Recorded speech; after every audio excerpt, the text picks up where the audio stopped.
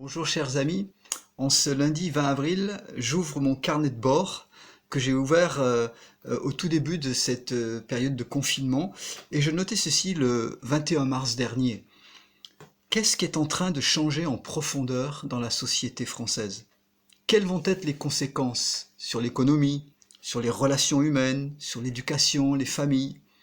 Et puis, autre question, comment les églises vont-elles traverser cette crise? Comment allons-nous en ressortir, nous chrétiens? Qu'est-ce qui va changer, ou pas, dans nos mentalités, dans nos réflexions, dans nos fonctionnements? J'aimerais orienter ces prochaines vidéos sur une réflexion sur maintenant et demain. Je voudrais qu'on sorte quelques instants de peut-être de nos cocons, si vous me permettez l'expression, pour regarder un peu plus encore vers Dieu, vers le haut, vers nos communautés chrétiennes, nos familles spirituelles, et puis regarder vers ce monde qui souffre et qui est en train de changer. Et en général, quand on traverse une crise violente, inattendue, comme celle que nous connaissons actuellement, les spécialistes distinguent plusieurs phases. Souvenez-vous, lorsque le confinement a été annoncé le 17 mars, nous sommes entrés dans une période où tous nos fonctionnements habituels, y compris nos fonctionnements d'église, ont été mis en pause. Et en quelques jours, il a fallu innover. Il a fallu trouver de nouvelles formes de culte sur Internet ou sur les réseaux sociaux, de nouveaux types de rencontres pour que les chrétiens puissent parler, prier ensemble, puisqu'on ne peut pas se déplacer et se rencontrer, installer en quelque sorte une sorte de communion virtuelle avec les moyens modernes que la technologie nous permet. Et il faut reconnaître que les leaders chrétiens, les spécialistes ont fait preuve d'une très grande créativité, d'une grande réactivité aussi, et au bout de quelques jours, finalement, on a tous trouvé de nouveaux rythmes. On a des réunions de prière sur des réseaux sociaux, on a un culte sur le site internet, etc. On peut dire que cette phase, c'est une phase de stabilisation dans laquelle nous sommes entrés maintenant. Et essayons de comprendre un peu plus loin, qu'est-ce qui se passe vraiment, qu'est-ce que Dieu veut nous dire. Dans la première lettre aux Corinthiens, chapitre 3, voici ce que l'apôtre Paul écrit. Il dit « Personne ne peut poser un autre fondement que celui qui a été posé, à savoir Jésus-Christ.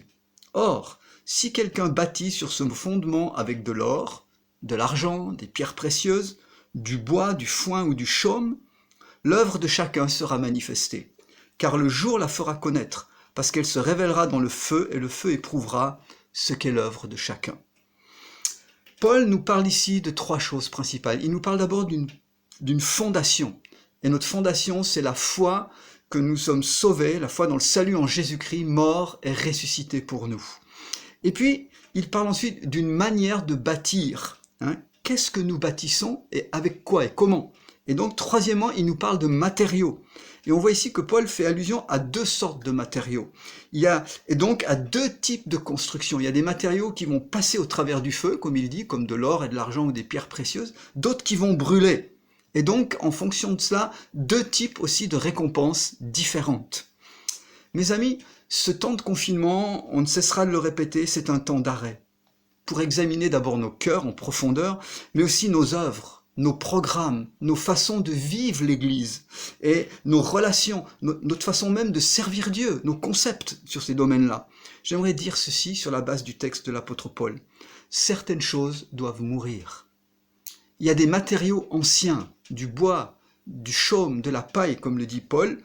Bien sûr, c'est peut-être des péchés ou des mauvais comportements que Dieu peut nous montrer dans cette période, mais surtout, je crois que ce sont d'anciens fonctionnements qui correspondaient peut-être à notre saison précédente, mais qui ne vont plus être valides ni pertinents dans la saison qui arrive.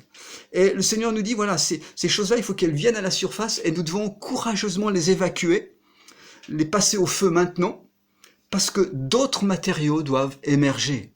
Comme le dit Paul, de l'or, de l'argent, des pierres précieuses, c'est-à-dire des matériaux nouveaux pour servir Dieu, des réalités nouvelles, des révélations plus profondes, pas des choses qu'on va sortir du chapeau, des choses qui sont inscrites déjà dans la parole de Dieu, mais que Dieu veut nous révéler maintenant, des fonctionnements nouveaux pour nos églises, pour nos communautés, des directions nouvelles. Laissons Dieu nous montrer le futur. Bien-aimés, Dieu veut utiliser ce temps, c'est clair, pour des choses nouvelles qui vont arriver. Nous ne les connaissons pas, nous ne les voyons même pas encore clairement.